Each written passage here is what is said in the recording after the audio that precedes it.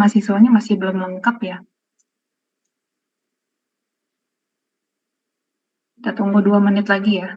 Kalau nanti sampai jam 10:05, kalau belum hadir artinya tidak mengikuti kuliah ya. Karena kita sama-sama di sini menyempatkan waktu untuk kuliah ya, konsekuen dengan jam kuliahnya. Jadi saya harapkan jika ada kendala atau ya kendala jaringan gitu ya bisa diinformasikan gitu ya. Ini ada 46 ya harusnya.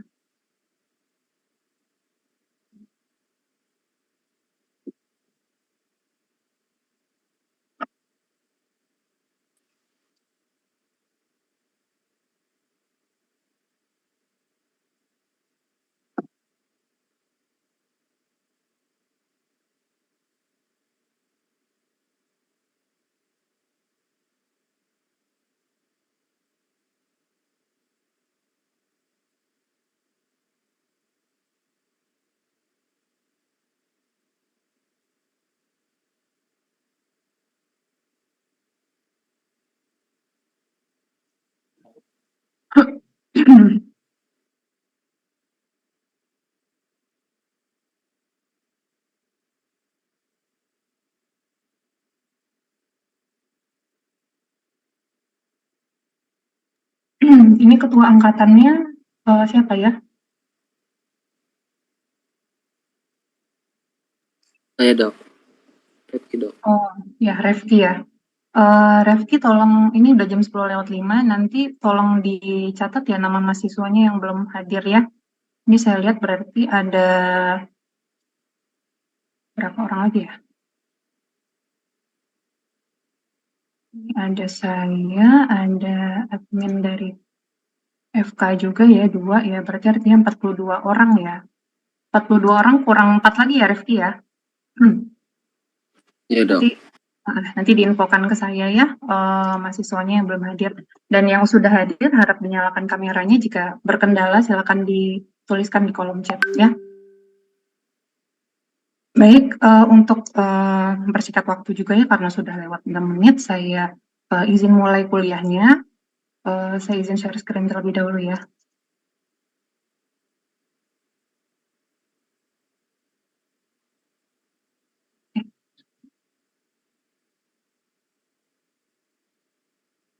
Sudah terlihat slide-nya? Sudah dok. Oke, bismillahirrahmanirrahim. Selamat pagi mahasiswa sekalian. Hari ini kita akan melaksanakan kuliah ya dengan topik regulasi ekspresi gen pada prokariota dan virus ya. Di mana sebelumnya kita sudah pernah membahas mengenai struktur virus. Nah, di sini saya akan melanjutkan bagaimana proses dari transkripsi, translasi pada prokariota dan virus. Nah, berikut adalah bahan bacaan yang bisa teman-teman dalami nantinya jika ada bahan dari saya yang mungkin belum detail atau belum bisa dipahami, nanti bisa melihat dari bahan-bahan berikut ya untuk referensinya. Nah, bagaimana struktur prokariota dan eukariota gitu ya yang sudah kita bahas sebelumnya, di mana ada perbedaan antara strukturnya gitu ya, di mana di eukariota itu ada nukleus dan di prokariota kita tidak temukan nukleus ya, sehingga hal tersebut nantinya dapat berpengaruh terhadap proses transkripsi dan translasi pada kedua organisme ini ya.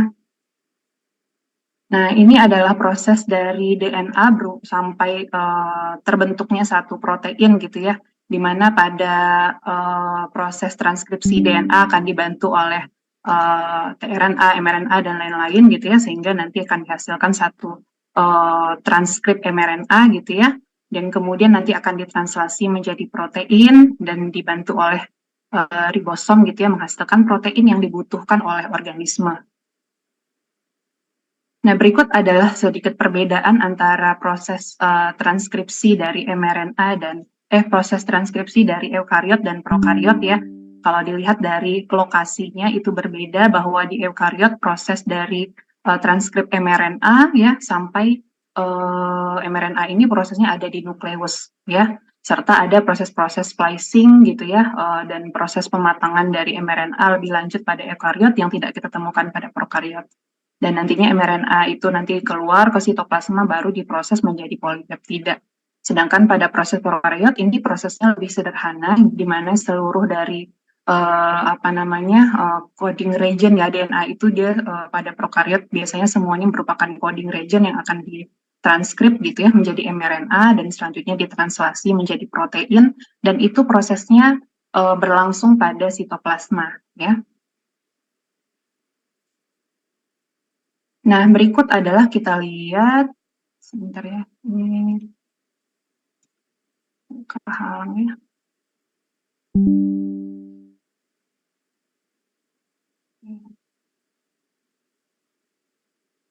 Bentar. Gimana ya cara supaya ini tuh nggak ketutupan, judul saya suka ketutupan nama ini nih, barnya ini.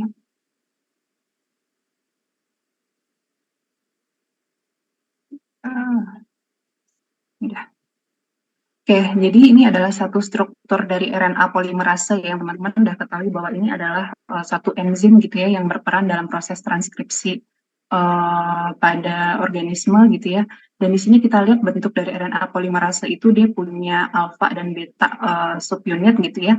Dan nantinya RNA polimerase ini akan dibantu oleh yang namanya sigma faktor yang akan nanti mengenali area di daerah tempat dia berikatan di promotornya ya. Jadi enzim RNA polimerase ini kalau pada mRNA nanti dia akan berikatan di daerah upstream di min-35 dan min-10 gitu ya. Kemudian nanti dia akan berikatan dibantu oleh si sigma faktor dan sigma faktor nanti akan terlepas ketika proses transkripsi itu berjalan gitu ya. Kemudian nanti setelah proses transkripsinya berjalan, dia akan menemukan satu sequence terminasi gitu ya, di mana biasanya sequence terminasi ini bisa membentuk satu struktur yang disebut dengan hairpin loop seperti ini. Jadi ketika prosesnya itu sudah sampai ke ujung gitu ya, maka pada proses terminasi tersebut maka akan berhenti gitu ya proses transkripsinya ketika menemukan satu sequence nukleotida ini. Dan biasanya pada sequence terminasi itu dia terdiri dari basa-basa urasil ya. Nah, ini adalah faktor sigma tadi yang saya sebutkan bahwa faktor sigma itu dia akan berikatan dengan RNA polimerase yang nantinya akan membantu si enzim ini untuk mengenali situs awal transkripsinya gitu ya. Tapi ketika proses itu berjalan maka si sigma akan terlepas dan nanti dia akan berikatan lagi dengan RNA polimerase yang lain gitu. Nah, pada bakteri itu kita kenal ada beberapa faktor sigma yang itu dikaitkan dengan masing-masing gen yang spesifik ya. Kalau sigma faktor yang umum itu biasanya sigma faktor 70, ada sigma faktor 32 juga yang diproduksi ketika akan mentranskripsi dari gen sebagai respon terhadap panas gitu ya. Kemudian ada sigma faktor 54 ketika akan mentranskripsi bakteri tersebut akan menggunakan nitrogen gitu ya sebagai sumber karbonnya. Dan kemudian untuk bakteriofaga itu dia biasanya memproduksi faktor sigma yang sangat kuat sehingga dia akan proses transkripsi tersebut akan berlangsung untuk si faganya itu gitu ya.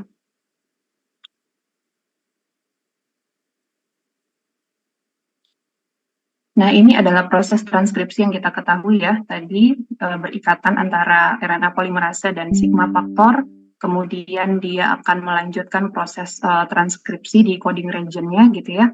Kemudian ketika setelah berikatan tentu akan terjadi dulu bubble gitu ya, unwound DNA sehingga bisa diakses DNA di dalamnya ya untuk menghasilkan transkrip dan terjadi proses elongasi. Nah, perlu diingat bahwa pada proses transkripsi bakteri ini, dia nanti akan berlangsung bersamaan dengan translasi ya.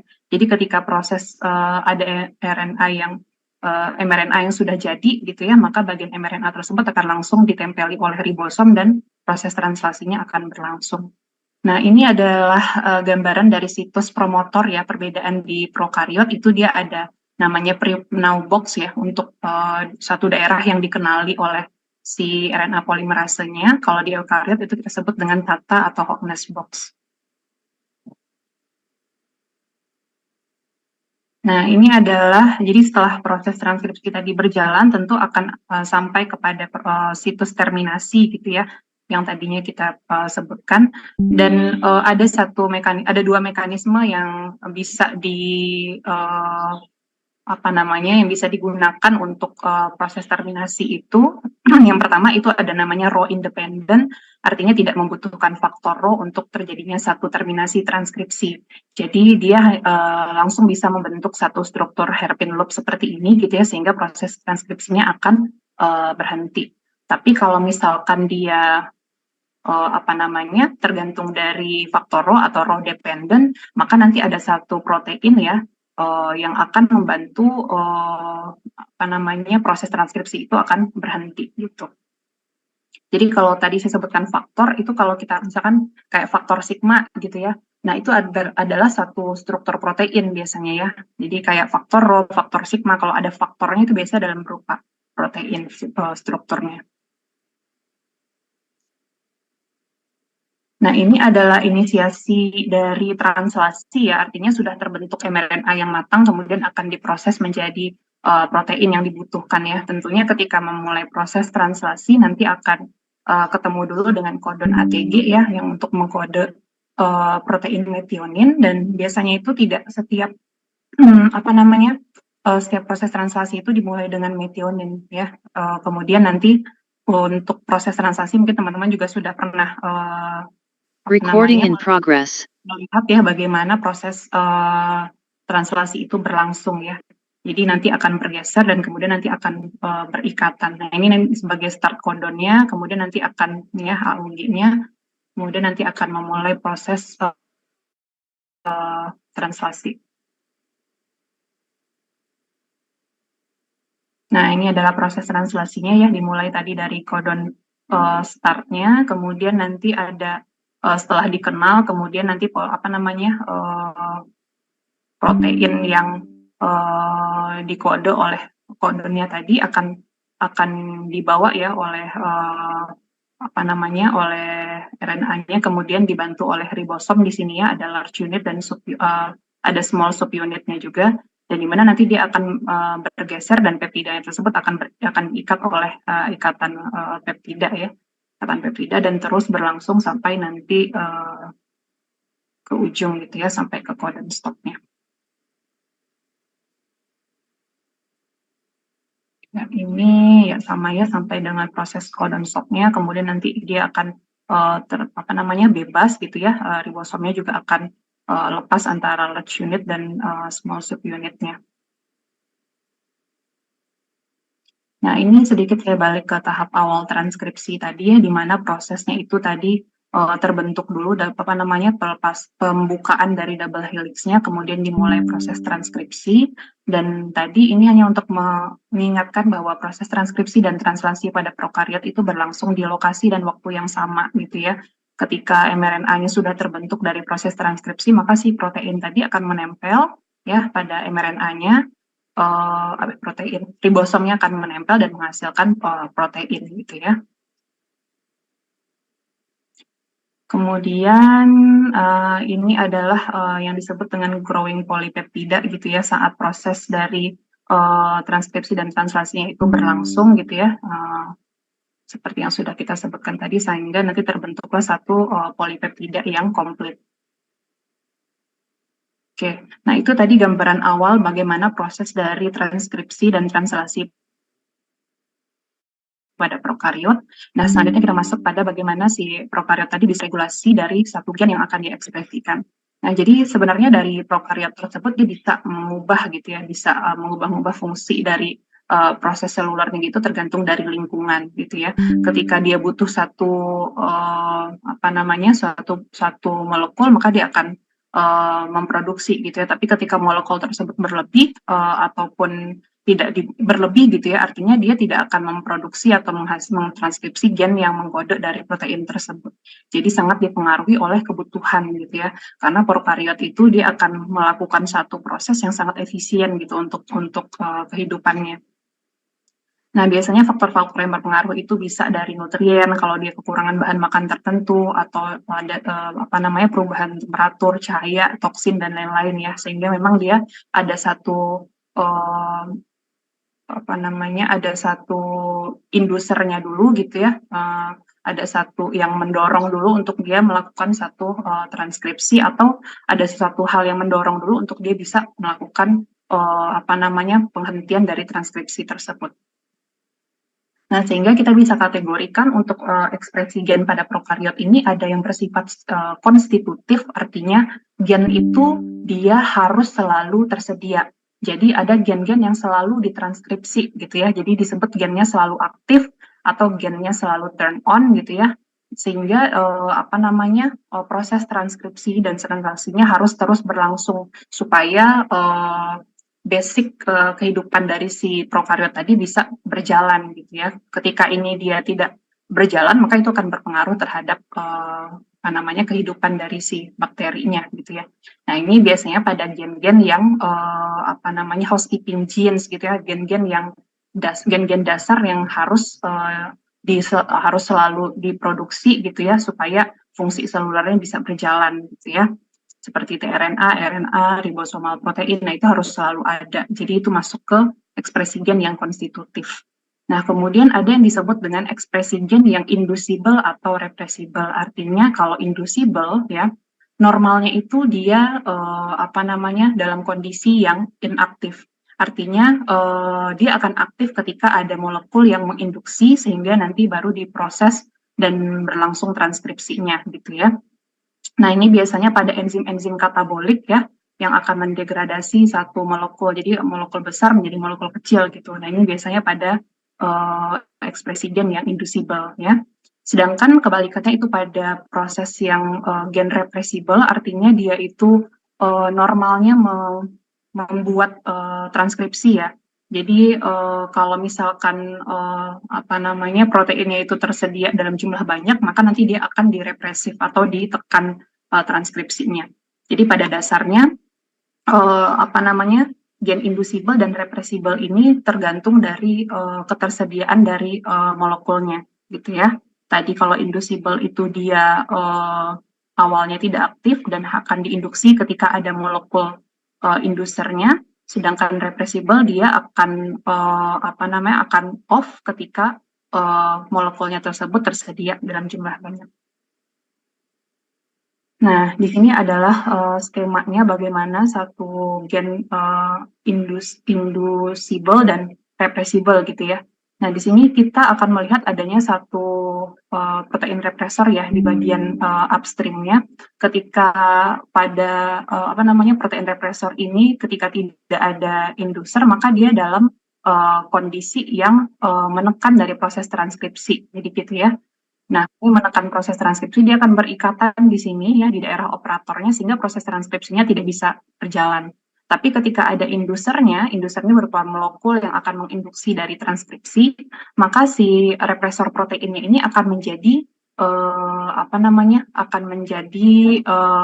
berikatan dengan induser gitu ya, sehingga dia tidak bisa berikatan di daerah di daerah operator. Jadi RNA polimerasenya berikatan di promotor kemudian melakukan proses transkripsi gitu. Tapi kalau pada gen yang bersifat represif, si represor protein tersebut dia akan dalam kondisi yang bebas seperti ini gitu ya, sehingga si molekul RNA polimerasenya bisa melakukan proses transkripsi dan mentranskripsikan gen yang dibutuhkan. Sedangkan ketika dia dalam proses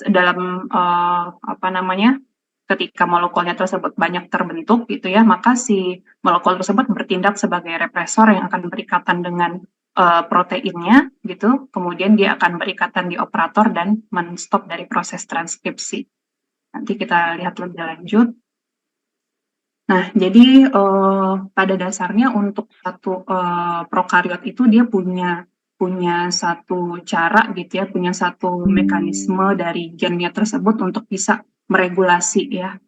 Dia punya satu gen-gen atau punya satu kelompok gen atau klaster gitu ya di kromosomnya yang disebut dengan operon. Jadi operon ini kayak ibaratnya kayak polisinya lah gitu ya. Jadi ada beberapa polisi yang yang mengatur ini enzimnya perlu ditranskripsi nih atau ini tidak perlu ditranskripsi gitu ya. Jadi opron ini adalah kumpulan-kumpulan dari polisi-polisinya ibaratnya gitu. Nah, jadi dia akan berkoordinasi untuk mengekspresikan gen tertentu gitu ya. Dan di opron ini dia ada operatornya, ada promotornya, kemudian ada protein regulatornya gitu ya, serta ada gen strukturalnya yang perlu ditranskripsi. Nah, jadi nanti yang akan menjadi yang menjadi pengaturnya adalah dari si protein regulator ya, yang bekerja apakah ini akan terjadi proses transkripsi atau tidak. Nah, di sini lebih jelas akan terlihat bagaimana komponen dari operon tersebut ya. Ini adalah operon ya. Ini adalah operon di mana terdiri tadi dari promotor yang paling upstream, kemudian operator ya, tempat ini operator ini sebagai switch on atau switch off-nya gitu ya. Kemudian ini adalah gen-gen struktural yang perlu nanti ditranskripsi, ini biasanya berupa enzim gitu ya atau berupa protein yang nantinya dibutuhkan. Nah, kemudian di daerah upstream-nya ini juga punya gen regulator yang menghasilkan protein represor tadi gitu ya. Jadi apakah represornya ini dalam kondisi yang aktif atau kondisi yang inaktif ya. Kemudian untuk satu operon nanti dia perlu melihat efektor molekulnya, apakah molekul tersebut bersifat inducer atau dia sebagai represor. Nah, sekarang kita lihat dulu yang pertama itu adalah operon yang induksi ya, yang dia perlu diinduksi dulu baru dia on gitu ya. Nah, seperti ini adalah protein represornya. Ketika dia dalam kondisi yang aktif, otomatis dia akan berikatan pada daerah operator gitu ya. Nah, pada operon yang induksi ini, ketika dia berikatan si represornya, maka tidak terjadi proses transkripsi gitu ya. Nah, ini adalah proses yang umumnya gitu ya. Tapi ketika ada indusernya itu biasanya berupa laktosa gitu ya. Nah, maka si laktosa tadi nanti akan berikatan dengan protein represor gitu ya. Sehingga si protein represornya tidak dapat berikatan di daerah operator. Sehingga nanti akan terjadi proses transkripsi dan dihasilkanlah peptida-peptida yang dibutuhkan oleh selnya. Nah, ini adalah kebalikan dari yang represi ya. Ini adalah yang represi. Dia sama-sama punya protein represor, tapi represornya itu dalam kondisi yang inaktif. Jadi dalam kondisi yang inaktif artinya dia tidak bisa berikatan di di daerah operator, sehingga nanti RNA polimerasenya akan melangsungkan proses transkripsi ya, menghasilkan polipeptida yang dibutuhkan. Nah, nanti ketika polipeptidanya ini sudah banyak gitu ya di dalam sel, maka dia akan bersifat sebagai represor yang akan berikatan dengan si represor protein ini ya. Jadi ketika dia berikatan, dia akan dalam kondisi yang aktif dan akan menghalangi dari proses transkripsi. Nah, ini adalah contohnya ya, contoh dari operon laktosa yang tadi masuk ke dalam operon yang inducible ya.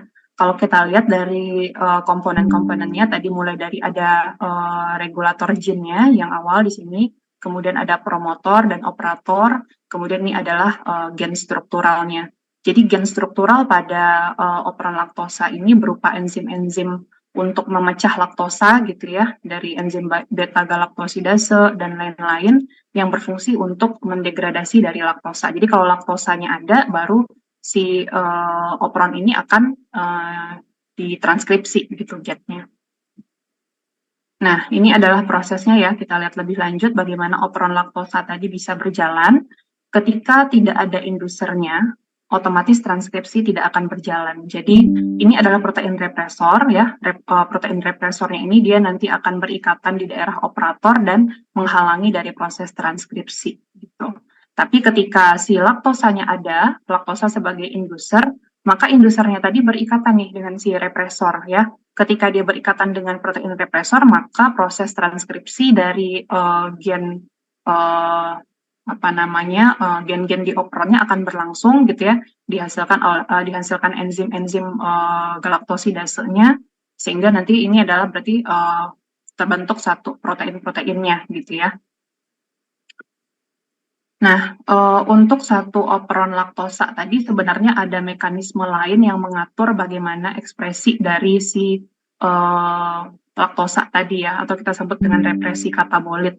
Jadi ini ada dua kondisi di mana ada glukosa dan ini tidak ada glukosa dan ini ada glukosa ya. Jadi tergantung juga dari keberadaan glukosa. Kalau tadi kita sebutkan laktosa, jadi sebenarnya dia punya kayak kontrol gandanya gitu ya. Ketika dia tidak ada glukosa, maka ekspresi dari si gen-gen ini akan dimaksimalkan gitu ya, supaya untuk menyediakan glukosa di dalam sel gitu. Jadi nanti ada proteinnya itu dalam kondisi yang inaktif gitu ya, sehingga proses transkripsinya dapat berlangsung gitu ya. Jadi dirubah dari ATP ke ke CAMP, nanti dia akan berikatan nanti dengan protein CAP ini pada daerah promotornya gitu ya. Nah, nanti akan diekspresi oleh enzim-enzim tadi secara maksimal gitu. Tapi kalau misalkan glukosanya tersedia di dalam sel gitu ya, artinya proses transkripsinya tadi tetap berlangsung, tapi ini ATP-nya tidak dirubah lagi menjadi CAMP gitu ya, sehingga proses ekspresinya tadi tidak maksimal gitu ya, atau terjadi dalam level yang rendah. Nah, ini gambaran dari kontrol ganda tadi ya. Jadi untuk satu operon laktosa itu bisa ditranskripsi tergantung dari dua keberadaan dari glukosa dan laktosa tadi. Ya, jadi bukan hanya dari glukosa aja, bukan hanya dari laktosanya aja.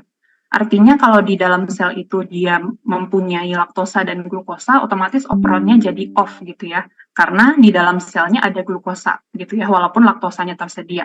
Ya, jadi dia tidak akan buang-buang energi untuk menghasilkan atau untuk mentranskrip dari gen laktosanya. Nah, sekarang kalau misalkan kondisi di dalam selnya glukosanya ada gitu ya, tapi laktosanya nggak ada, maka operonnya juga off. Artinya glukosanya kan masih tersedia gitu ya, jadi dia tidak akan melakukan proses transkripsi di sini gitu ya. Nah, sedangkan ketika glukosa dan laktosanya tidak ada, artinya selnya butuh nih glukosa ya, karena glukosa kan negatif, tapi tidak ada molekul laktosa sebagai indusernya. Itu juga tidak bisa mengaktifkan dari operonnya untuk bisa mentranskripsi gennya tadi ya. Nah, tapi ketika glukosa di dalam sel tidak ada, tapi laktosanya tersedia, artinya dia akan memecah laktosa tadi untuk menjadi glukosa di dalam sel gitu ya, maka operonnya akan aktif dan menghasilkan enzim-enzim yang dibutuhkan. Oke, sekarang kita masuk ke operon yang kedua. Ini adalah operon triptofan gitu ya, yang dimana sifatnya berbeda dengan operon laktosa. Tadi operon laktosa itu bersifatnya inducible, jadi ketika ada laktosa, kemudian baru nanti si gennya akan ditranskripsi. Nah, sedangkan pada operon triptofan, karena dia bersifat reversible, artinya ketika triptofan banyak di dalam sel, baru nanti akan dilakukan represi ya, atau ditekan dari proses transkripsi triptofannya. Nah, jadi operon triptofan ini dia mengode satu yang disebut dengan leader sequence ya, dan dia menghasilkan nantinya 5 protein untuk mensintesis triptofan. Jadi ini adalah proses anabolisme gitu ya, untuk pembentukan triptofan, di mana nanti kita akan menemukan satu protein represor triptofan ya, yang akan nanti mengontrol operonnya. Dan nanti kita akan melihat juga bagaimana ada represor triptofan ini yang akan dikode oleh operon TRPR ini ya, yang merupakan satu autoregulasi nanti prosesnya. Nah, jadi untuk model operon yang reversible, itu kalau kita lihat definisinya adalah satu gen yang nanti ekspresinya akan terhenti dengan tersedianya beberapa substrat atau korepresor gitu ya. Nah, ini adalah biosynthetic pathway, di mana korepresor itu nanti akan berupa hasil akhir dari produk yang dari reaksi-reaksi yang terjadi. Nah, ini adalah satu operon triptofan ya. Kalau kita lihat di sini dia ada regulator gennya sama seperti tadi, dan ini adalah operonnya terdiri dari promotor, operator, kemudian ada tadi katanya ada 5 protein yang perlu ditranskripsi gitu ya. Nah, tentunya nanti ketika kita lihat ya di sini dalam prosesnya, ketika tidak ada triptofan, maka nanti dia akan melakukan proses transkripsi dari 5 protein ini gitu ya. Jadi dalam posisi protein represor ini yang akan mengontrol nantinya ya. Nah, ketika dia tersedia nih triptofannya gitu ya, artinya dia tidak akan mentranskripsi dari gen-gen yang tadi gitu ya. Jadi si protein represornya tadi akan berikatan dengan triptofan yang sudah ada di dalam sel gitu ya, dan dia nanti akan berikatan di daerah operator sehingga transkripsinya tadi tidak berjalan gitu. Oke, ini adalah regulasi dari operon triptofan ya. Jadi dia ada satu mekanisme bagaimana penghentian ataupun terminasi dari transkripsi triptofan tadi ya. Kalau tadi kita sebut dia punya ada leader peptide ya di sini. Kemudian ada terdiri dari 4 region, di mana 4 region ini biasanya dia suka berkomplement, bisa berkomplement satu sama lain ya. Dari region 1 itu dia bisa berkomplement dengan region 2, dan region 3 itu bisa berkomplement dengan region 4 gitu ya. Nah, di sini kita lihat dia bisa sehingga ketika dia bisa berkomplement, otomatis dia akan membentuk seperti double strand DNA gitu ya. Tapi ini terjadi dalam dalam sequence nukleotidanya dia sendiri gitu ya. Jadi satu rantai kemudian dia bisa berkomplement satu sama lain, 1 sama 2, 3 sama 4 gitu. Nah, ketika dia membentuk satu struktur yang seperti ini ya, yang di region 1 dan 2-nya ini dia akan berpasangan, kemudian 3 dan 4-nya ini dia bisa berpasangan, nah ini dia membentuk satu hairpin loop gitu ya. Kemudian, nah ini juga pada kondisi yang 2 dan 3-nya itu 2 dan 3-nya itu berkomplement, maka dia akan membentuk satu kondisi yang seperti ini. Nah, cuman ada perbedaan ketika dia membentuk struktur yang pertama ini, dia bisa berfungsi sebagai terminasi, artinya ketika terminasi artinya proses transkripsinya tidak berlangsung karena kan dia terjadi komplemennya di daerah 1-2 itu udah terjadi komplement seperti ini sehingga proses terminasi berlangsung. Tapi ketika dia yang menempel itu antara region 2 dan 3 itu proses transkripsinya tetap bisa berlangsung atau sifatnya disebut dengan anti terminasi.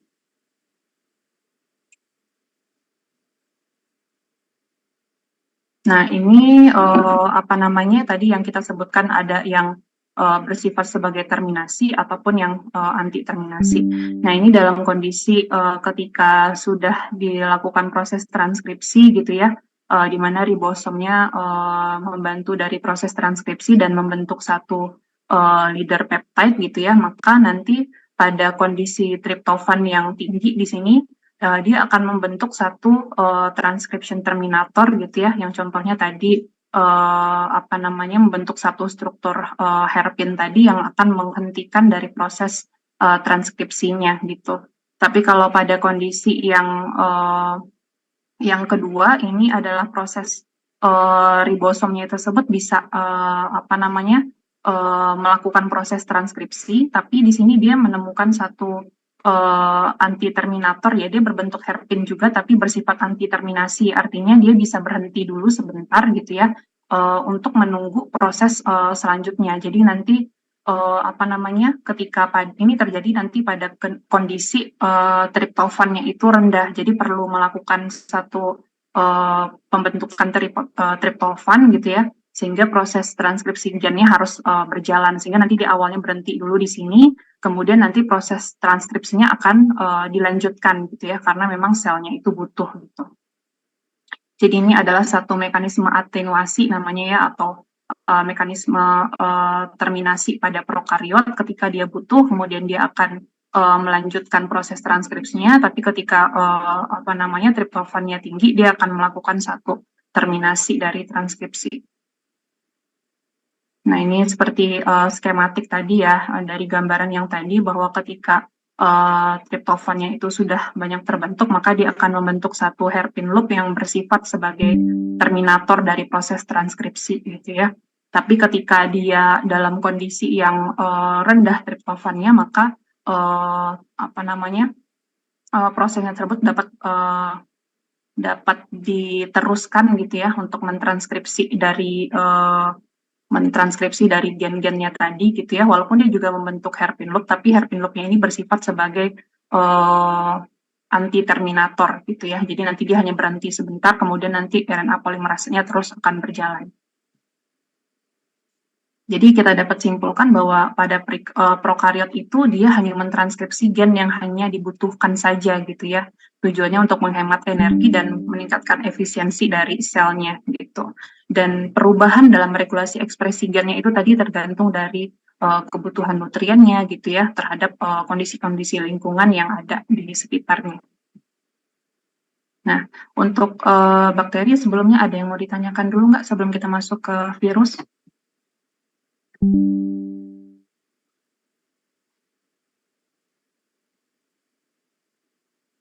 Baik, jika tidak ada, saya lanjutkan ya. Nah, sebelumnya virus itu adalah satu yang kita sebut sebenarnya bukan sel ya. Jadi dia hanya berupa, pada dasarnya hanya berupa materi genetik saja gitu ya. Sehingga ketika dia belum masuk ke dalam sel, kita tidak bisa sebut itu dia sebagai makhluk hidup gitu. Nah, jadi ketika dia virus itu, kalau kita lihat dari strukturnya ya seperti ini ya, dari ini ada envelope-nya yang terdiri dari membran yang berfungsi sebagai membran gitu ya, ada protein, kemudian ada glikoproteinnya, contohnya spike ini ya, kemudian nanti di dalamnya ada materi genetiknya gitu ya. Kemudian, virus itu dia bersifatnya bisa sebagai bakteriofaga, artinya virus itu menginfeksi bakteri gitu ya, sehingga disebut dengan bakteriofaga. Atau virus itu juga bisa menginfeksi hewan dan manusia. Tapi tentunya sebelum dia bisa menyebabkan proses infeksi itu, tentu dia harus bisa dulu berikatan dengan reseptor yang khusus di dalam sel kita. Kalau dia tidak punya atau dia tidak punya kemampuan untuk berikatan gitu ya, artinya memang reseptor dari sel kita tidak spesifik ataupun tidak cocok gitu ya dengan protein antigen di virusnya tadi. Nah, ini kita bisa lihat bagaimana perbedaan dari struktur antara eukariot, prokariot, dan virus ya. Jadi sangat sederhana, dia hanya dilindungi oleh, ada yang dilindungi oleh kapsid ya, jadi materi genetik, kemudian ada kapsid yang terdiri dari protein-protein kapsomer ya, yang menyusun kapsid, kemudian ada yang juga dilapisi oleh envelope di bagian luarnya gitu ya. Nah, ini bisa dilihat bagaimana perbedaan ukuran ya dari ini bakteriofaga, kemudian ini adalah virus gitu ya, dan ini adalah E. coli yang ukurannya jauh lebih besar gitu ya. Ketika kita bandingkan juga ini ada sel darah merah yang sel darah merah manusia gitu ya. Jadi kalau kita ingin melihat struktur virus ini, kita tidak bisa melihat di mikroskop cahaya yang teman-teman nanti bisa lihat di praktikum gitu ya, tidak bisa. Jadi kita butuh satu mikroskop elektron biasanya ya, yang untuk melihat si struktur virus tadi.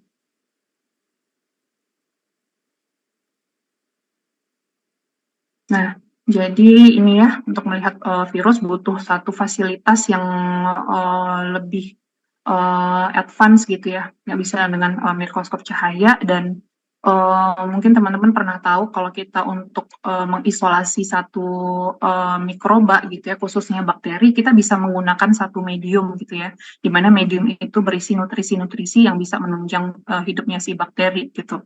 Nah, tapi itu tidak bisa sama terjadi pada virus. Jadi virus itu dia tetap bisa sih tumbuh di medium, tapi mediumnya itu adalah berupa kultur sel. Jadi adalah satu sel yang hidup gitu ya. Sebagaimana kita tahu kalau virus itu dia mesti menggunakan organel dari sel hidup untuk dia bisa mentranskripsi gennya. Jadi dia nggak akan bisa tumbuh di medium biasa seperti ini ya. Jadi mesti ada kultur sel, dan ini butuh satu tenaga SDM yang sudah terlatih gitu ya, jadi tidak mudah. Kalau untuk bakteri itu mungkin prosesnya lebih bisa sederhana gitu ya dibandingkan virus. Dan kemudian yang unik adalah satu proses virus terkait dengan replikasinya ya. Kalau di bakteri mungkin proses replikasinya tadi teman-teman udah tahu. Nah, virus ini berbeda, jadi dia tidak bisa langsung apa namanya, tidak seperti membelah gitu ya, membelah terus membentuk satu sel yang baru. Tapi dia mesti masuk dulu ya, harus punya properti dulu nih untuk masuk ya. Jadi nggak boleh main masuk aja. Jadi cocok antara si protein antigen virus dan reseptornya baru bisa masuk. Kemudian nanti ketika dia masuk, dia akan masuk apa namanya, masuk ke dalam sel. Itu kan di dalam sel kita ada nukleus ya. Artinya ini biasanya virus-virus yang DNA nanti masuk dulu ke nukleus, kemudian akan berlangsung proses transkripsi, kemudian nanti akan terbentuk mRNA dan mRNA-nya ini membentuk protein. Nah, pada virus tadi ada yang namanya early protein ya, jadi dia menghasilkan protein awal dulu, kemudian protein awalnya ini keluar dulu gitu ya, kemudian nanti akan masuk lagi untuk membantu proses translasi berikutnya, sehingga nanti terbentuklah protein-protein yang lain gitu ya, ada yang membentuk kapsid, kemudian materi genetiknya juga perlu diperbanyak, sehingga barulah terbentuk nanti satu virus yang baru gitu. Jadi perlu dilakukan perakitan ya namanya ya, dibikin dulu kapsidnya, kemudian DNA-nya nanti lain lagi gitu. Jadi prosesnya itu panjang, tidak sesederhana dari proses pada bakteri gitu ya. Nah, berikut adalah klasifikasi dari virus ya. Jadi secara umum itu virus mempunyai materi genetik yang berbeda dari bakteri ya. Kalau bakteri kita hanya mengenal dia punya single stranded DNA tunggal gitu, double stranded DNA tunggal gitu ya. Dan semuanya semuanya bakteri itu materi genetiknya adalah DNA gitu ya. Tapi kalau di virus dia punya variasi gitu ya. Pertama dari virus DNA ada yang punya double stranded DNA ya, artinya double stranded DNA sama seperti pada eukariot gitu ya. Ini ada contoh-contoh virus yang punya double stranded DNA ya, papilloma viridae, herpes viridae, ini dia punya materi genetik double stranded DNA. Nah, mungkin ini nanti bisa dilihat, ini ada yang berupa kapsid ya, ada yang berupa envelope bagian luarnya. Kemudian apa namanya, ada juga yang double stranded DNA tapi dia membawa enzim khusus ya, reverse transcriptase, contohnya hepatnaviridae ya. Kemudian ada juga yang single stranded DNA ya, artinya dia DNA tapi hanya single strand aja, nilai tunggal aja ya. Itu contohnya parvoviridae dan circoviridae. Nah, kemudian di sini lihat bahwa ada yang virus RNA juga, ya, materi genetiknya, ada yang berupa double stranded RNA, ya, contohnya itu ada reoviridae, kemudian ada yang single stranded RNA tapi berupa negatif strand. Nanti kita lihat bagaimana perbedaannya, ya. Ini single stranded RNA yang negatif dan ada single stranded RNA yang bersifat sebagai positif. Artinya biasanya kalau yang positif ini sifatnya sama dengan mRNA, jadi nanti ditranslasi langsung menjadi protein. Kemudian ini yang paling khas adalah single stranded RNA yang dipunyai oleh retroviridae ataupun HIV ya, yang dia juga membawa satu enzim reverse transcriptase sendiri. Jadi untuk merubah materi genetiknya dia bawa enzim sendiri. Oke, ini kita lihat bagaimana replikasi virus, ya, bukan secara umum ya, ini adalah secara sederhana ya untuk memahami bagaimana proses replikasi virus ya, ketika ini adalah dicontohkan adalah virus DNA ya, virus DNA, kemudian nanti dia masuk gitu ya ke dalam sel. Sebenarnya proses masuk ini juga macam-macam ya, antara yang berenvelop dengan yang punya kapsid, ada cara khusus untuk bisa masuk ke dalam sel. Kemudian apa namanya, masuk ke sitoplasma dulu ya, nih ya, dia bisa lepas ke sitoplasma setelah melepas dari jaketnya, apakah jaketnya itu berupa ada kapsidnya, nanti dia akan melepas materi genetiknya ke sitoplasma sel kita.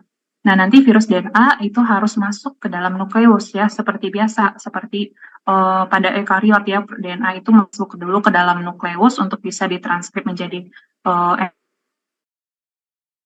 mRNA ya, seperti ini. Kemudian nanti dia akan terjadi proses replikasi dari DNA virusnya, dan virus mRNA tadi ya yang sudah jadi ini dia keluar ya dari protein tertentu, di mana nanti proteinnya tadi masuk lagi untuk membentuk satu kapsomernya, kemudian nanti digabung, dirakit dengan materi genetik dan berupa virus yang matur sebelum nanti keluar dilepaskan berupa virion ke luar sel. Nah, ini tadi adalah satu contoh ya dari replikasi virus DNA yaitu herpes simplex virus. Jadi ketika dia masuk ini melalui proses endositosis ya. Jadi dia masuk kemudian eh, ini endositosis atau fusi ya. Jadi kalau fusi biasanya envelope-nya itu berfusi dengan membran kita, kemudian tinggal si kapsidnya masuk ke dalam gitu ya, kemudian dilepaskan materi genetiknya masuk ke dalam nukleus ya karena dia DNA tadi. Nah, otomatis si apa namanya DNA virusnya tadi akan dirubah menjadi mRNA membentuk ini mRNA ya, mRNA, kemudian nanti dia akan keluar kemudian membentuk protein-protein ya dengan dibantu oleh ribosomnya sel, kemudian membentuk protein yang masuk, kemudian bergabung dengan si materi genetik yang sudah bereplikasi ya di dalam nukleus tadi, kemudian dia menjadi lebih komplit seperti ini dan sampai nanti akhirnya dia akan diproses ya lewat retikulum endoplasma, kemudian sampai membentuk satu virion yang matur ya sebelum nanti dia dilisiskan.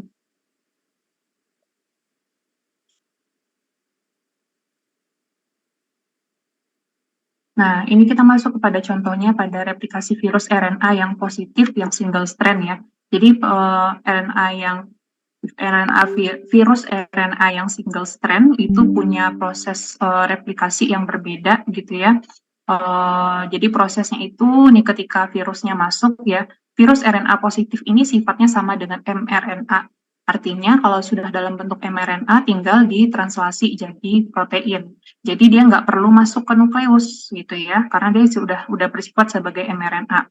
Nah, nanti mRNA yang positif ini tadi, ya, RNA yang positif tadi, dia perlu dibentuk dulu menjadi negatif untuk apa? Supaya bisa menghasilkan menghasilkan RNA virus yang baru. Karena kan dia molekul materi genetiknya berupa RNA positif tadi, ya. Nah, kemudian yang bersifat mRNA tadi kemudian ditranslasi jadi protein gitu ya, protein-protein, kemudian ini prosesnya berlangsung di sitoplasma, kemudian nanti dirakit menjadi virus yang lengkap gitu ya dengan kapsid dan materi genetiknya.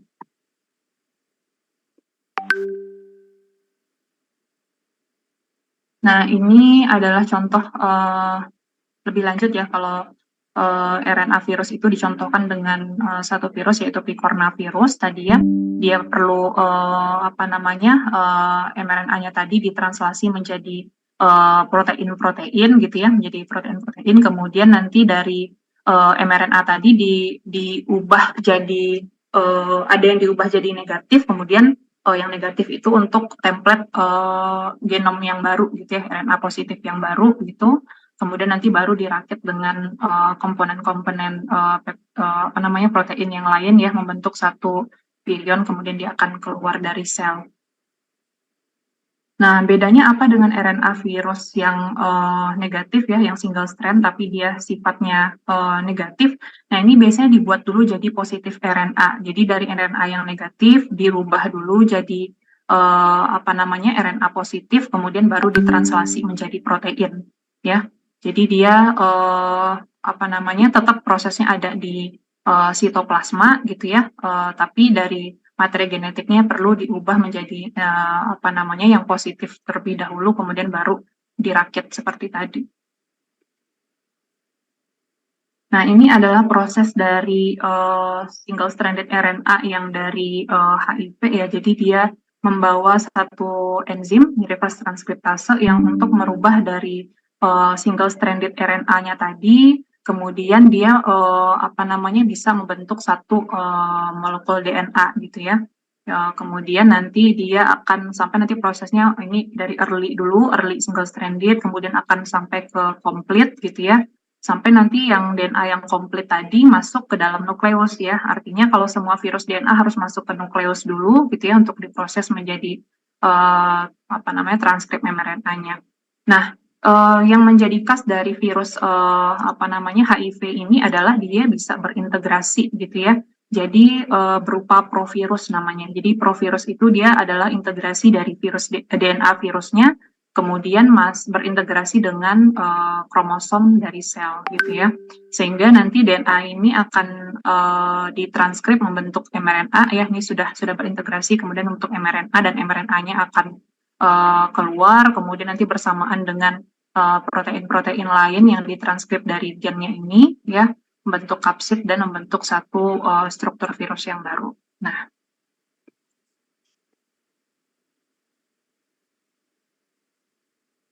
ya, jadi bagaimana virus itu bisa masuk ke dalam sel gitu ya, kemudian bagaimana prosesnya bisa sampai ke transkripsi, yaitu berkaitan dengan dari struktur virusnya itu sendiri. Jadi semua genom virus itu nanti dia kan akan dibungkus dalam satu partikel tadi ya, baik itu kapsid ataupun ada envelope-nya yang itu nanti akan menjadi perantara untuk bisa pindah dari satu host ke host yang lain gitu ya.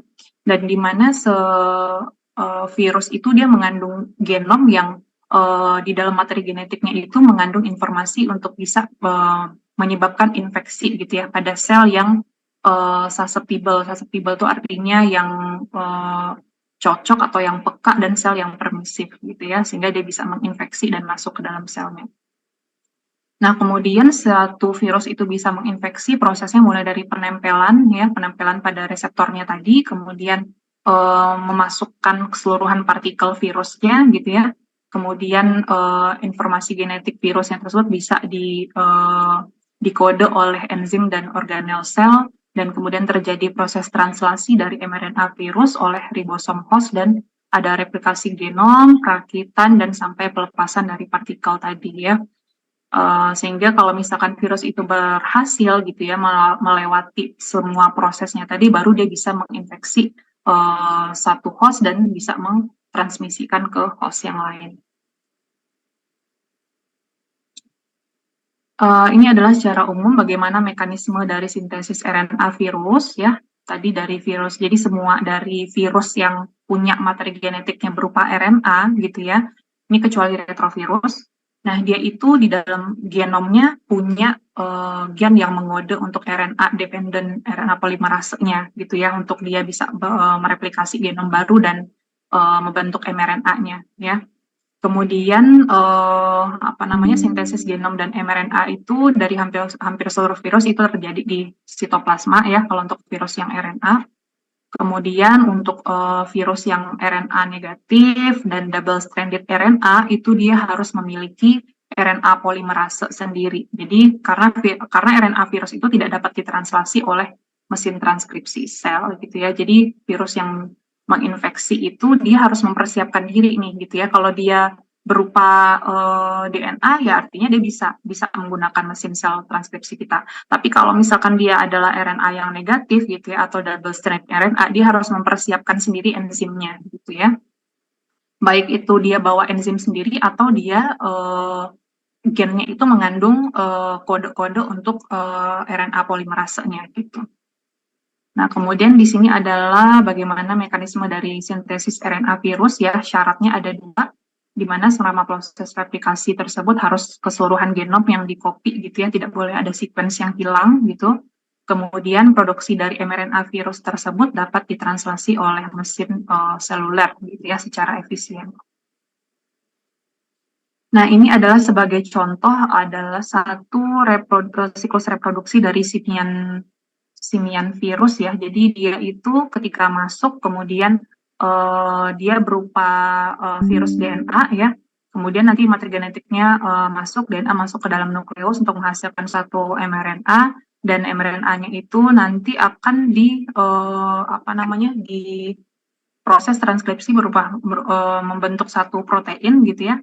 Di mana proses tersebut menghasilkan protein yang awal ya, early protein. Jadi early protein itu nanti dibutuhkan untuk proses selanjutnya, proses transkripsi, proses translasi selanjutnya gitu ya, menghasilkan protein-protein struktural dari virus, kemudian nanti baru dia bisa merakit dari keseluruhan strukturnya. Jadi ini hanya sebagai contoh gambarannya aja. Nah, berikut adalah strategi ya yang dipunyai oleh DNA virus, bagaimana dia bisa berhasil mentranskripsi genomnya gitu ya. Jadi beberapa virus itu pertama dia ada yang mengandalkan dari sel hostnya aja gitu ya. Jadi dia nggak membawa komponen apa-apa, jadi dia tinggal pakai yang dari hostnya aja. atau beberapa virus itu ada yang dia pakai enzim atau organel sel dari sel, kemudian dia juga bawa protein virusnya sendiri. Jadi dia bawa bekal, tapi dia juga bawa punyanya sel gitu ya. Nah, biasanya ini kalau yang seperti ini bisa contohnya dari bakteriofaga gitu ya, di mana dia perlu nanti mentranskrip dari late proteinnya, jadi protein-protein yang protein akhir gitu ya. Kemudian kalau retrovirus itu juga dia bawa protein sendiri dan juga menggunakan dari organel dari sel gitu ya. Nah, seperti itu. Kemudian ini adalah syarat-syarat bagaimana satu gen virus tersebut bisa ditranskripsi oleh RNA polimerase. Jadi ini adalah syarat-syarat yang harus dipenuhi oleh virus tadi ya, supaya dia bisa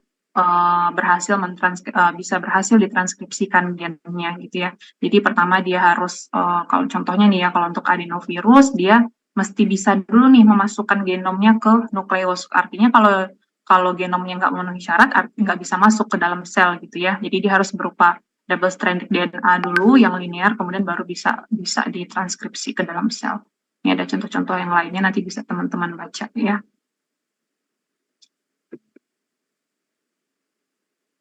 Nah, ini tadi yang saya sebut bahwa ada satu cara atau strategi gitu ya yang dipunyai oleh satu virus gitu ya untuk bisa mentranskrip gennya. Nah, ini sebagai contoh, ini adalah satu yang disebut dengan positive autoregulatory loop gitu ya. Artinya apa? Yaitu ini adalah virus HIV yang dia itu transkrip dulu nih gen X-nya ya, menghasilkan satu mRNA dan protein X. Nah, nanti protein X ini sebagai protein awal yang nantinya akan membantu proses transkripsi lanjutan gitu ya. Jadi protein X ini untuk awalnya aja satu protein dihasilkan dulu dan nanti protein itu akan kembali lagi membantu proses transkripsi dari viral protein X lanjutannya gitu. Nah, kemudian ada yang kedua dengan strategi transkripsional kaskade ya, di mana satu protein tadi dihasilkan ya, protein X ini, tapi dia untuk membantu proses transkripsi dari gen selanjutnya ya. Di sini dicontohkan ada gen Y. Jadi tanpa protein X maka gen Y ini tidak bisa ditranskrip menjadi ditranslasi menjadi protein gitu ya. Jadi butuh satu protein X terlebih dahulu. Nah, ini sebagai contoh pada virus apa nih? Ini adenovirus ya. Contohnya itu ada bantuan dari HSP70 ya, satu protein yang dihasilkan awal ini. HSP70 dihasilkan awal dulu ya.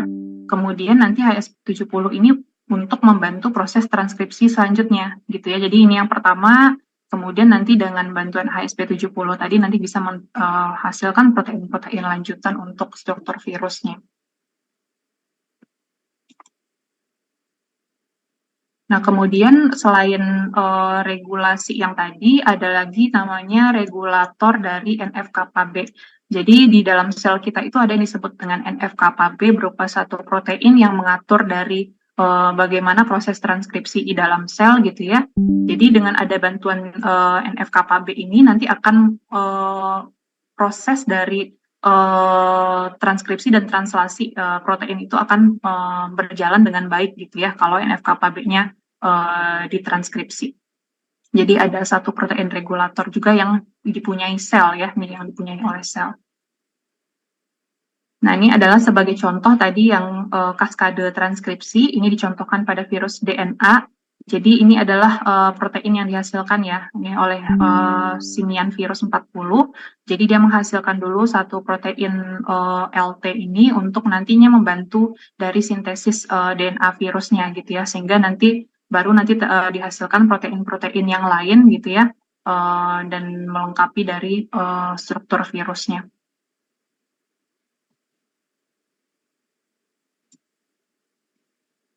Nah, ini adalah kita lihat ya tadi kalau di virus tadi kan disebutkan ada regulator positif, ada kaskade gitu ya. Nah, ini bisa kita lihat bagaimana tadi dihasilkan satu protein virus ya yang awal gitu ya. Kemudian nanti dengan adanya protein awal tadi yang nanti harus masuk lagi ke dalam nukleus gitu ya untuk membantu proses lanjutan gitu ya. Jadi dia harus masuk dulu ke dalam nukleus. Jadi ini harus dihasilkan dulu sebagai early proteinnya gitu ya. Kemudian nanti baru dihasilkan late proteinnya berupa envelope yang sudah matur, kemudian struktur-struktur yang lain. Jadi contohnya pada herpes simplex ini ya. Nah ini, oh ya, jadi ingat kalau dalam eukariot gitu ya atau selnya manusia gitu ya, kita kan ada satu proses yang lebih detail gitu ya untuk memproses mRNA. Jadi misalkan nih ini adalah satu DNA dari virus ataupun DNA sel kita gitu ya, itu akan diproses melalui ada yang namanya pre-mRNA dulu gitu ya, jadi nggak langsung jadi mRNA. Ada bagian dari ini adalah bagian DNA-nya, ada nanti setelah ditranskripsi berupa ekson intron gitu. Jadi ada dua bagian yang nantinya akan dilalui dengan proses splicing atau pemotongan sehingga baru mendapatkan mRNA yang matang. Jadi ketika si virus tadi menginfeksi sel gitu ya, proses ini akan terjadi juga pada DNA-nya si virus gitu ya melalui proses splicing gitu ya. Kemudian adanya penambahan poli A gitu ya. Kemudian sampai baru nanti dia ditranslasi gitu ya menjadi protein dan akhirnya didegradasi. Jadi dia harus ngikutin gimana proses di dalam sel gitu ya, virusnya harus ngikutin. Oke, ini adalah beberapa strategi bagaimana proses translasi dari protein virus ya. Kalau tadi kita sebut ada sedikit tadi ada autoregulator positif, ada kaskade gitu ya. Nah ini ada proses yang lainnya gitu ya, bagaimana protein si virus tadi bisa dibentuk gitu ya. Ini adalah pertama mekanisme poliprotein sintesis, jadi artinya dari gen virus tadi dihasilkan dulu protein yang panjang seperti ini, kemudian baru dia potong-potong tergantung dari kebutuhan proteinnya apa gitu ya. Jadi dia awalnya berupa utuh dulu gitu ya sebelum dilakukan pemotongan.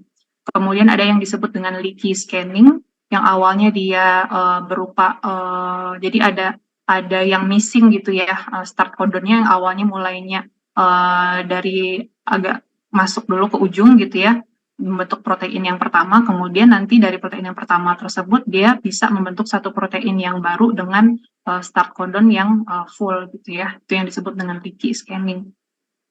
Kemudian ada juga yang namanya reinisiasi tadi bahwa dihasilkan dulu protein yang satu gitu ya, kemudian nanti setelah protein yang satu dibentuk itu akan membantu untuk proses translasi dari protein berikutnya.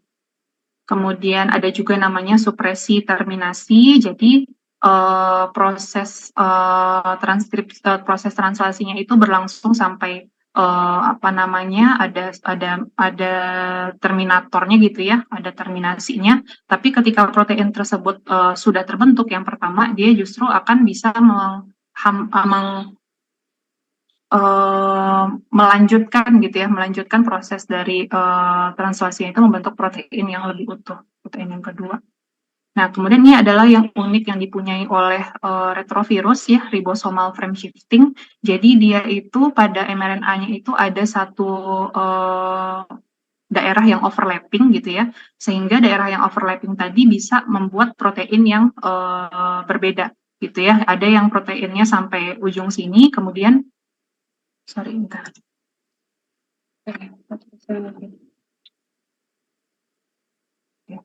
Jadi ini adalah protein yang sampai ujung tengah sini, tapi karena dia ada frame shifting, jadi pergeseran sehingga dia bisa membentuk satu protein yang berbeda juga yang dibaca dari full dari ujung ke ujung mRNA-nya. Ya, kemudian ini ada internal ribosome entry. Ini biasanya pada proses translasi yang jadi kayak ada beberapa daerah-daerah yang bisa dimasuki oleh ribosom gitu ya, sehingga nanti proses translasi proteinnya bisa tergantung dari protein yang dihasilkan di situs-situs tadi. Kemudian ada namanya ribosom shunting. Jadi kalau shunting itu dia bisa ribosomnya bisa lompat-lompat. Jadi misalkan dari yang pertama, kemudian dia bisa langsung ke yang ketiga gitu ya. Jadi apa namanya tergantung dari protein yang akan dihasilkan.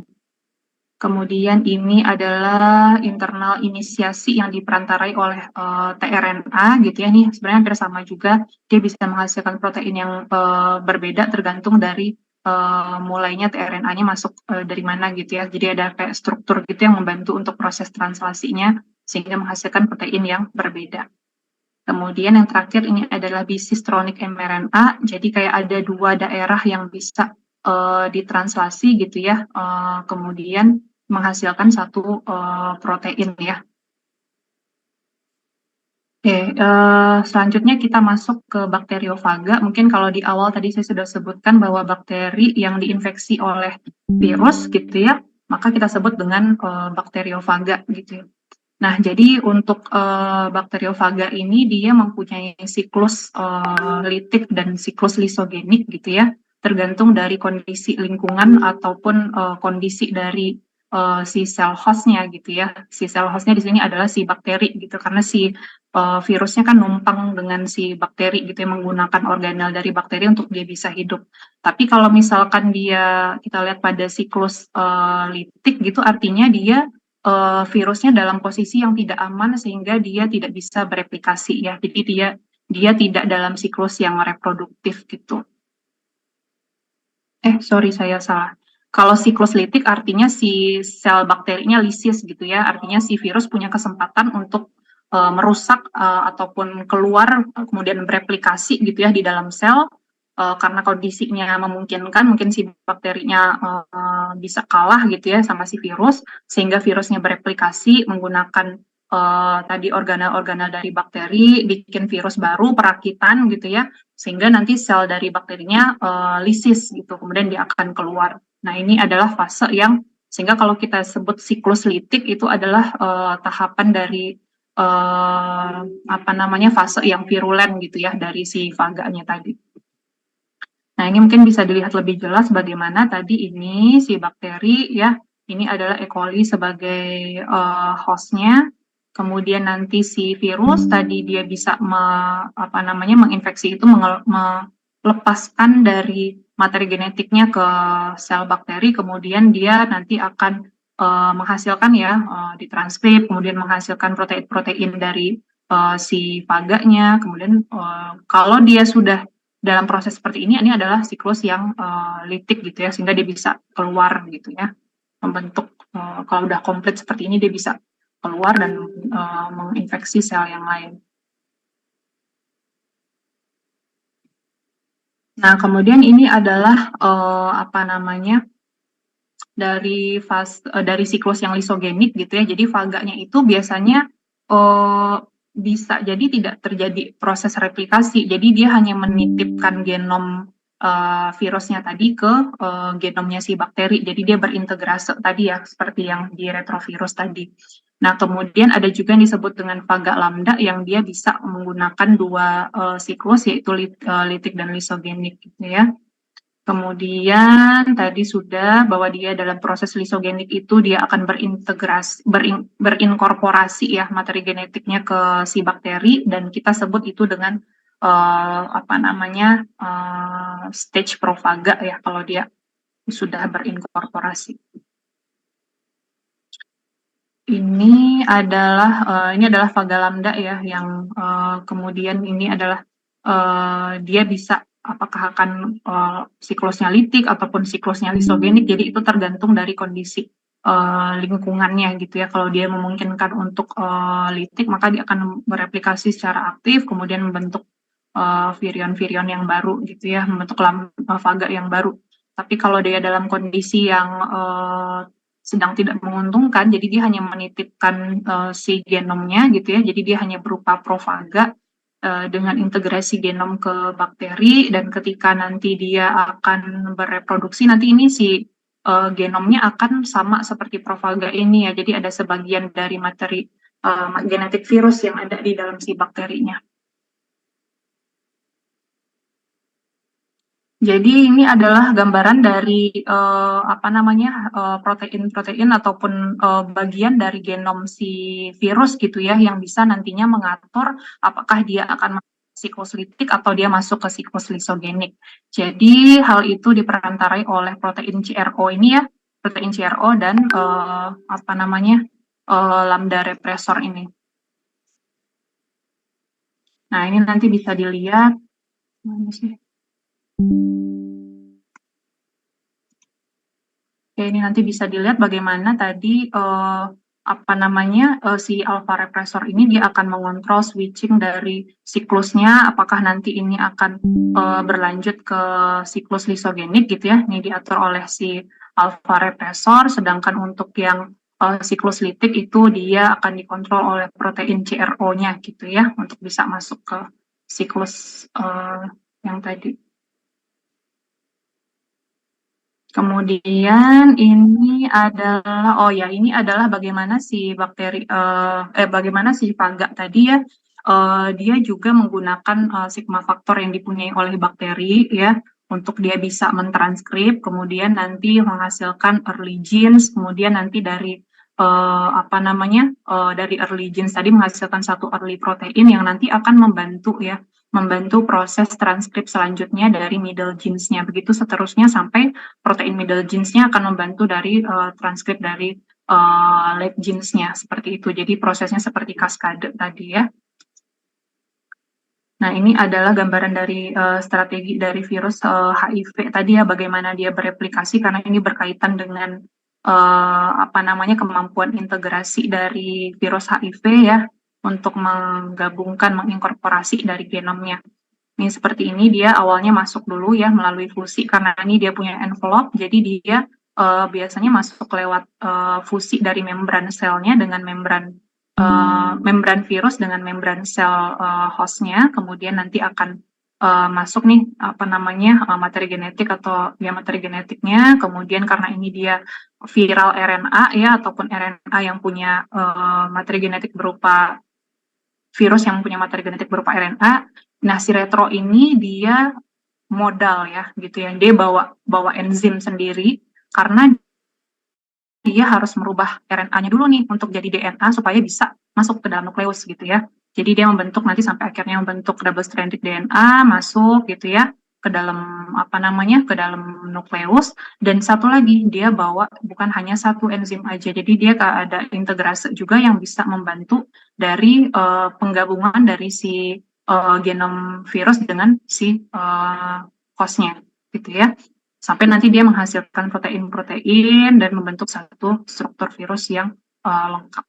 Nah, jadi ini istilahnya terminologinya kalau dia disebut tadi provirus ya, artinya kondisi dari uh, dia ibaratnya dalam siklus yang lisogeniknya gitu ya. Kalau misalkan dia sebelum dia bisa bereplikasi gitu ya, dia harus ada diinduksi dulu gitu supaya ini saya aman nggak nih untuk bereplikasi, atau dia hanya bersembunyi aja terlebih dahulu gitu ya. Jadi nggak serta merta dia bisa langsung replikasi, jadi tergantung dari kondisi dari si sel hostnya itu ya.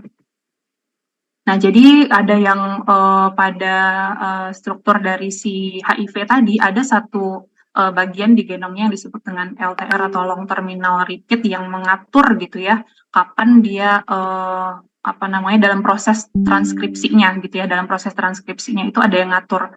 Nah, ini dari daerah LTR itu ada beberapa bagian ya, U3R dan U5 ini, dan ini adalah berupa protein-protein yang nantinya dibutuhkan untuk pengaturan transkripsinya gitu ya. Jadi memang di genomnya itu udah ada gen-gen sebagai regulator protein yang nantinya bisa mengatur dari proses transkripsinya. Nah, ini adalah proses ketika aktivasi dari provirus ya, provirus yang artinya kan bagaimana sih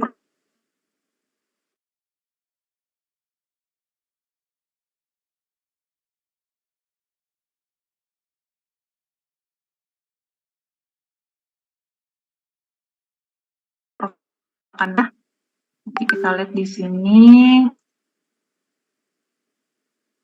Jadi ini kalau misalkan satu provirus tadi bisa diaktifasi, dia butuh satu protein yang disebut dengan protein TAT. Jadi protein TAT ini nanti yang akan membantu proses transkripsi selanjutnya, gitu ya, sehingga provirusnya tadi nanti bisa aktif. Karena kan kalau dalam fase yang laten, si provirus itu kan dia akan tetap bertahan di dalam genom ya, tanpa proses replikasi lebih lanjut. Nah, ini seperti ini ya. Jadi ini berupa provirusnya, kemudian nanti akan dibentuklah dari provirus itu apakah dibentuk full dari RNA-nya atau dilakukan splicing ataupun dilakukan RNA yang splicing berulang gitu ya.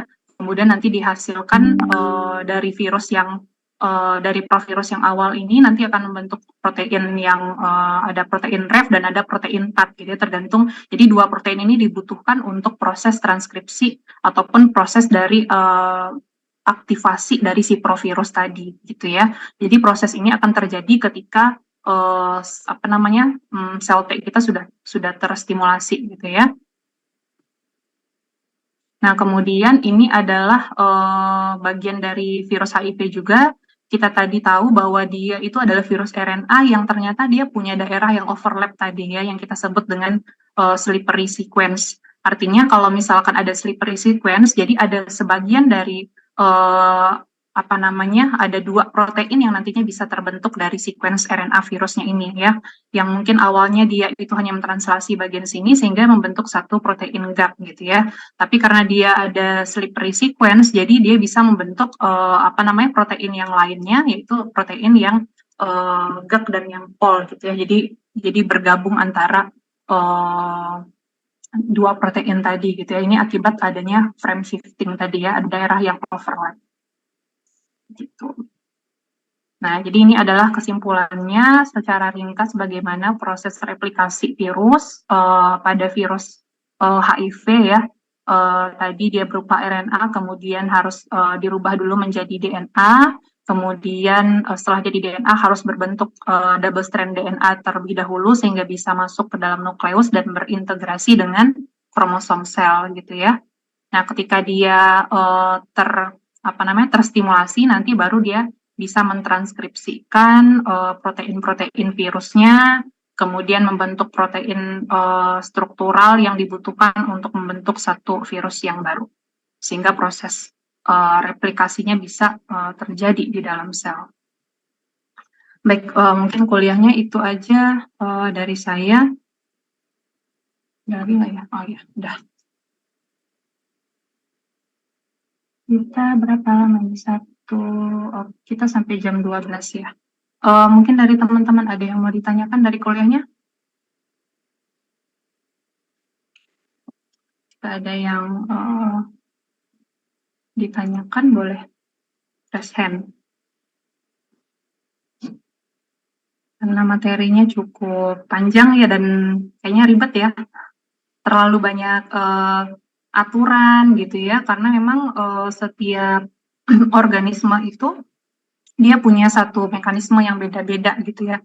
Ternyata virus aja yang dia kayaknya selnya bukan berbentuk sel bahkan gitu, yang dia cuma bawa materi genetik aja gitu, dia punya satu variasi gitu ya, variasi antara virus satu dan virus yang lain gitu, sehingga ketika kita mempelajari gitu ya, ternyata bukan hanya satu cara aja nih yang dia punya cara lain gitu yang unik gitu, yang beda dengan proses-proses yang kita temukan di eukariot gitu ya, atau proses-proses yang kita temukan di bakteri, ternyata dia beda gitu ya. Nah, kan kalau ada yang ingin ditanyakan.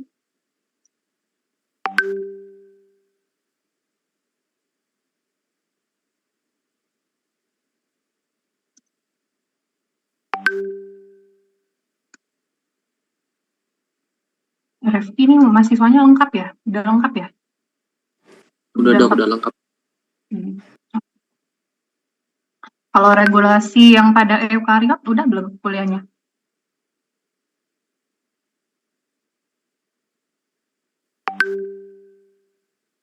Regulasi ekspresi gen eukariot udah belum? Belum dok, itu nanti kelas di hari Rabu. Oh, oke.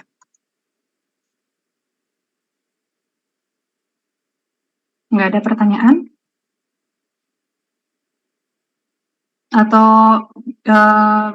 ada bagian yang mungkin bingung atau yang mau saya ulang sedikit nggak apa-apa.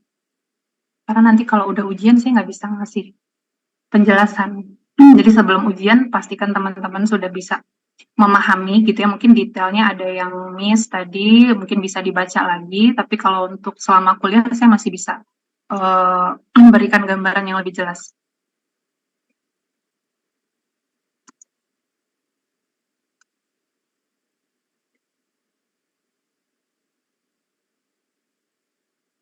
Ada? Baik, kalau nggak ada pertanyaan, saya cukupkan kuliahnya. Semoga dengan kuliah ini bisa memberikan insight yang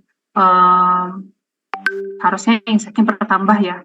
Bagaimana regulasi ekspresi gen pada prokariot dan virus itu jauh berbeda dengan yang teman-teman nanti akan pelajari di eukariot. Mungkin nanti bisa dibandingkan ya bagaimana perbedaannya gitu ya. Kemudian apa namanya? Kenapa sih kita mesti tahu ya? Ini berkaitan juga dengan bagaimana nanti proses infeksi yang terjadi pada virus itu gitu ya. Bagaimana tadi si virusnya itu bisa menginfeksi, bagaimana dia bisa bertahan di sel hostnya itu ada yang ngatur gitu ya. Bagaimana dia bisa membentuk virus yang baru gitu ya. Bagaimana tadi dia dari satu siklus yang lisogenik jadi siklus yang litik ibaratnya gitu ya. Itu ada protein-protein ataupun ada regulatornya yang berpengaruh gitu ya. Kemudian kalau nggak ada pertanyaan saya review aja deh ya yang pemahamannya gitu ya dari materi yang tadi. Nggak, saya lihat ya. Yang nggak ada pertanyaan nih benar ya.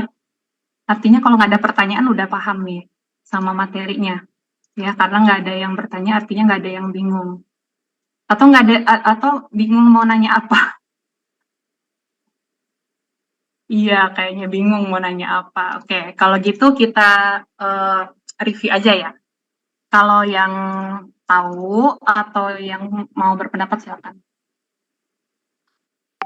Oke, jadi proses dari replikasi apa namanya bakteri tadi ya. Kita lihat dulu tadi yang bakteri.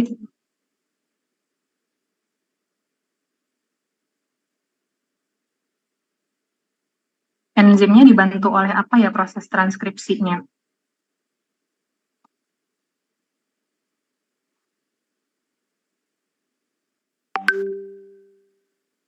Proses transkripsi RNA polimerase, Dok.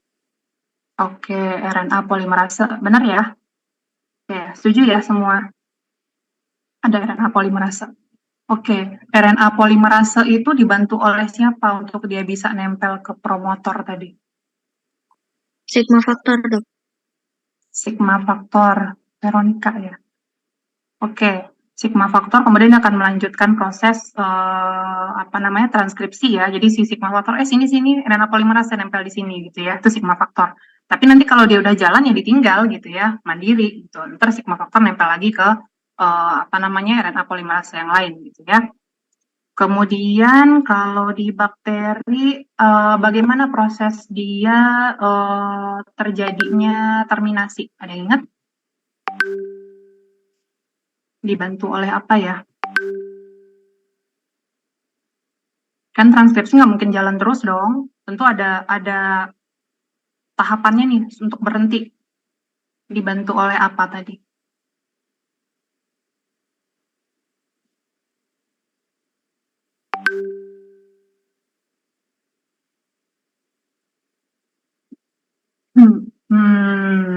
Saya tunjuk ya. Ahmad Wildanul, silakan berpendapat.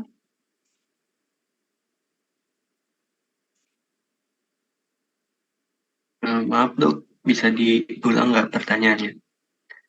Ya.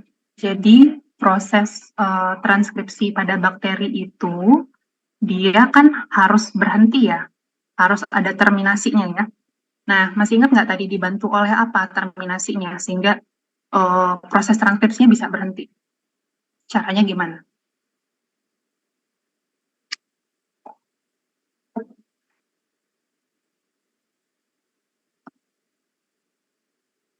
Ingat nggak tadi ada struktur apa? Sebenarnya ada dua mekanismenya. Satu dengan struktur ini.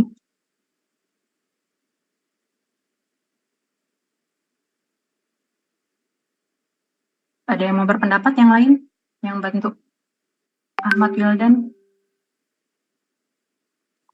Izin Untuk- dok. Oh ya. Siapa dulu nih? Refki kali dulu ya. Coba. Nah, Dok izin menjawab kalau tidak salah tuh untuk terminasi dalam prokariota tuh ada dua. Yang pertama ada row independent mekanisme sama row dependent mekanisme. Nah, untuk row independent mekanisme ini dia itu dibantu kayak urasil gitu, Dok. Terus kalau yang dependent mekanisme itu dia tuh row faktornya itu terkait dengan rantai RNA, Dok. Nah, mungkin itu sih, Dok, yang saya tahu. Kasih, Dok. Oke. Vera mau nambahin? Iya dok, sama dok. Cuma mau bilang ada yang row independent sama row dependent aja. Oke. Jadi gitu ya, kalau pada bakteri dia ada satu mekanisme baik itu yang row independent, artinya tidak butuh faktor row, dia hanya bisa membentuk satu struktur apa tadi hairpin loop gitu ya. Jadi hairpin loop itu ada dari bagian dari mRNA-nya itu yang membentuk kayak apa ya namanya peniti gitu ya, kayak peniti gitu. Jadi dia berkomplement sehingga nanti proses transkripsinya bisa berhenti gitu. Nah itu yang namanya row independent. Tapi kalau yang row dependent artinya dia butuh protein row dulu. Nanti protein row itu yang nanti akan menempel gitu ya di operator sehingga transkripsinya menempel ya, bukan di operator. Jadi dia akan membantu dari transkripsinya berhenti. Dia tapi harus ada faktor row dulu. Ya. Terus proses dari transkripsi translasi si bakteri terjadinya di mana lokasinya? Sitoplasma. Oke, sitoplasma ya, yakin ya? Kenapa nggak di nukleus? Karena tidak memiliki membran nukleus loh, nggak ada nukleusnya. Karena nggak ada nukleusnya gitu ya. Simpel. Terus, oke, masuk ke ekspresi gen gitu ya. Operon laktosa itu masuk ke operon yang inducible apa yang repressible? Operon laktosa, tadi ingat ya, pada bakteri kan ada operon laktosa, ada operon triptofan. Nah, yang laktosa itu masuknya ke inducible apa repressible? Izin menjawab, inducible bukan dok? Inducible ya, Tasya. Kenapa dia disebut dengan inducible?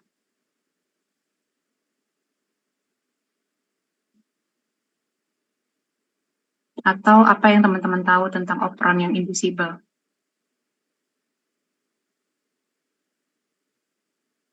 Izin menjawab dok. Silakan Vero. Kalau yang inducible itu pada fase normalnya itu dia itu ini ya dok inaktif. Lalu ketika ada molekulnya itu baru menjadi aktif. Yang itu bukan ya dok, maaf. Oke, betul. Lebih tepatnya molekulnya apa sebagai indusernya? Molekul indusernya apa? Laktosa bukan dok? Laktosa, benar ya. Jadi molekul indusernya dari laktosa. Artinya, kalau laktosanya ada, tentu jadi gini, adanya laktosa itu membuat sel harus mentranskripsi enzim untuk degradasi laktosa. Jadi, kalau laktosa ada, transkripsinya on, operonnya on, ya. Tapi kalau misalkan laktosanya nggak ada, ya, baru operonnya off, gitu ya. Gitu. Tapi ingat juga tadi ada kontrol ganda dari operon laktosa, harus dilihat dulu juga glukosanya. Kalau glukosanya masih ada, ya, dia nggak akan on juga ya. Kalau glukosanya ada, kemudian laktosanya ada nih gitu ya, jadi nggak akan aktif. Tapi ketika ada laktosa nih gitu ya, dan di dalam selnya tidak ada glukosa, baru dia on-kan operon laktosa gitu ya, kurang lebih. Kemudian, jadi kalau kita tadi ingat operon itu dia segerombolan gen gitu ya, segerombolan gen. Jadi ada masing-masing bagiannya, ada yang promotor, kemudian tadi ada operator, kemudian baru gen strukturalnya. Satu lagi yang paling ujung tadi ada gen yang mengode dari protein regulator ya. Jadi protein regulatornya itu nanti yang bersifat sebagai ibaratnya sebagai represor gitu ya. Apakah nanti dia akan aktif atau inaktif. Nanti baca lebih lanjut. Oke, pertanyaan selanjutnya. Kalau yang di bakteri, teman-teman harus kuasai yang operon gitu ya. Saya nggak butuh detail, tapi secara prinsipnya aja. Kemudian, apa saja jenis-jenis materi genetik pada virus? DNA atau RNA, Dok? DNA atau RNA. DNA-nya ada jenis apa, RNA-nya ada jenis apa? Ada yang double strand dan single strand. Itu yang mana, DNA apa RNA? Apa keduanya ada yang double strand dan single strand? Kalau nggak salah, keduanya, Dok. Keduanya, artinya untuk DNA, untuk virus DNA ada yang double stranded DNA, ada yang single stranded DNA gitu. Kemudian yang untuk virus RNA ada yang single stranded RNA dan ada yang double stranded RNA gitu. Iya, Dok. Oke. Ada yang mau berpendapat atau setuju semua? Ya, silakan Vero. Izin berpendapat, Dok. Hmm. Kalau menurut saya, setahu saya yang double strand, yang punya kalau DNA itu ada double strand sama single strand. Tapi kalau yang kalau RNA cuma double strand doang ya, Dok. Mohon maaf, Dok. Kalau yang RNA adanya double strand aja. Gitu ya, Vero ya? Iya, Dok. Maaf, Dok. Oke, nggak apa-apa. Mau berpendapat Isna, silakan. Izin menjawab, Dok. Kalau yang DNA itu ada yang single strand sama double strand. Tapi kalau yang RNA itu ada yang double strand sama single strand. Itu ada yang positif sama ada yang negatif. Oke. Udah? Iya, Dok. Oke. Teman-teman setuju yang mana? Punyanya Isna atau punyanya Vero? Tadi, satu-satu dulu deh. Jadi kalau yang DNA tadi ada yang double strand sama single strand. Setuju? Kasih jempol kalau setuju. Oke. Yang nggak ngasih jempol mungkin masih mikir ya. Oke, jadi benar ya, kalau DNA dia ada yang double strand, ada yang single strand DNA gitu ya. Tapi kalau yang RNA tadi katanya Vero sama Isna, pendapatnya kalau yang RNA dia hanya double strand RNA. Setuju apa enggak? Ada yang setuju double strand RNA? Kalau setuju kasih jempol. Selain Vero ya tadi ya.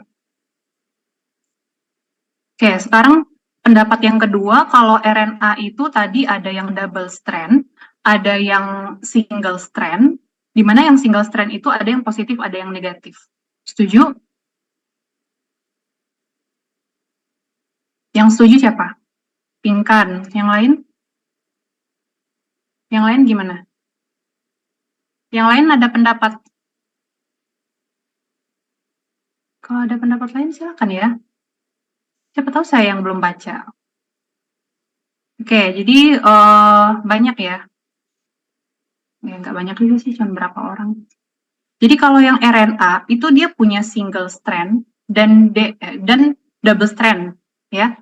Yang single strand itu kita bagi lagi, ada yang positif strand, ada yang negatif strand. Ya, gitu ya. Jadi bukan hanya double strand ya. Jadi ada yang single strand juga. Makanya tadi yang single strand kita perlu tahu dulu ini dia positif strand atau negatif strand karena sifatnya berbeda. Masih ingat nggak tadi bedanya kalau dia replikasinya itu kita bahas yang DNA dulu deh. Kalau dia DNA, dia terjadi proses transkripsinya di mana? Transkripsinya di mana? Translasinya di mana? Virus DNA, contohnya herpes simplex tadi. Misalkan yang mau berpendapat.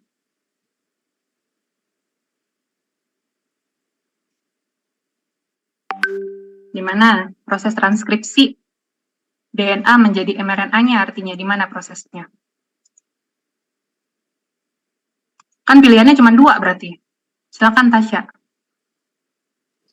Izin berpendapat dok, kalau virus DNA, dia transkripsinya di nukleus, lalu translasinya di sitoplasma.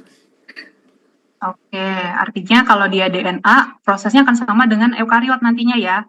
Jadi karena dia berupa DNA, mesti masuk dulu ke nukleus. Kan perlu ditranskrip. Gitu mikirnya. Ya.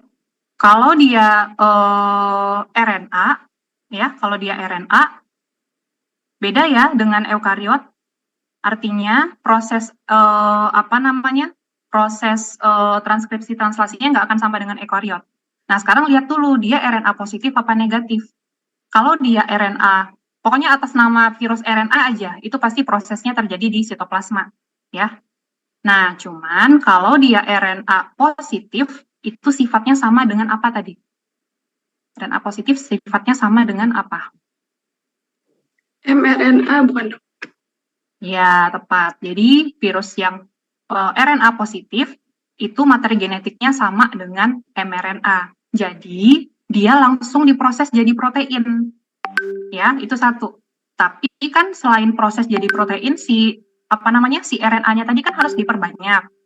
Jadi dia yang positif tadi dia bikin negatif dan negatifnya tadi untuk jadi positif. Lucu ya. Pokoknya gitu deh prosesnya.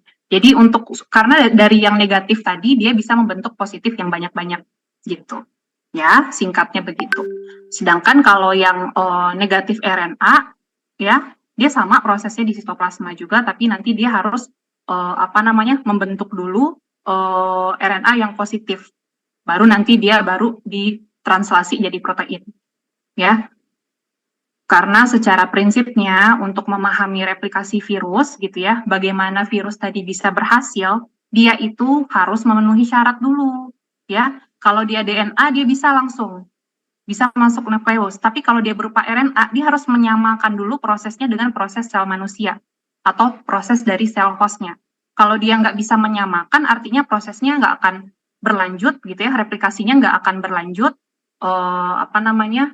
Transkripsi dan translasinya gitu ya, karena dia nggak bisa memenuhi syarat tadi gitu ya. Jadi virusnya nggak bisa menginfeksi lah ibaratnya gitu, nggak bisa bereplikasi di dalam selnya. Oke. Udah kali ya. Mungkin nanti untuk detailnya nanti teman-teman bisa baca lebih lanjut, tapi semoga dari proses kuliah ini teman-teman bisa lebih memahami gitu ya. Nanti kalau masih ada yang bingung atau jika ada yang ingin ditanyakan boleh ditanyakan ke saya ya. Nanti saya jawab via WA kali gitu. Oke, mungkin untuk kuliahnya cukup ya hari ini. Terima kasih untuk kehadirannya. Refki nanti jangan lupa ya tadi yang telat sama namanya siapa, kasih ke saya ya Refki. Baik dok. Oke. Ya, baik, terima kasih. Saya mohon maaf ya jika ada kesalahan ataupun selama proses pengajaran ada yang tidak menyenangkan gitu ya. Saya tutup dengan Assalamualaikum warahmatullahi wabarakatuh. Waalaikumsalam warahmatullahi wabarakatuh. Terima kasih. Terima kasih banyak dok. Terima kasih dok.